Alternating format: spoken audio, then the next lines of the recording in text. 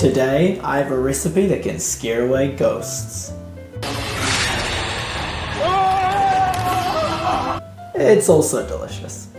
I will show you how to make the sweet, traditional Korean dessert Patjuk, or red bean porridge. Pat is red bean, so Patjuk is red bean porridge. The juk is porridge. Ghosts hate the color red, the dark color red of red bean. They can't stand it. So, long ago, people would even put pat, the red bean mix, on the walls of their houses or out on the doors. Today, we're just gonna eat it. If you're interested in Korean cooking or Korean culture, hit that subscribe button. Every week, I cook a new Korean dish. They're beginner recipes from a beginner for beginners. They're easy to follow and a lot of fun. So join me.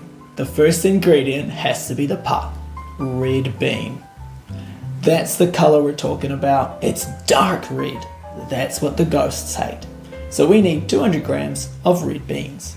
And to make the porridge, first you need 찹쌀가루. That is glutinous rice flour. That's especially what you need to give it that thick texture that we're going for. We need some glutinous rice grains. So I've got a little bit of that here. A little pinch of salt, some sugar. I like to have a sweet patjuk. Make sure it is already sweet. Red bean is very sweet, but I like to add a bit more sugar. And of course, I've got some garnish, and this is dried dates. And we'll slice those up at the end and put them in.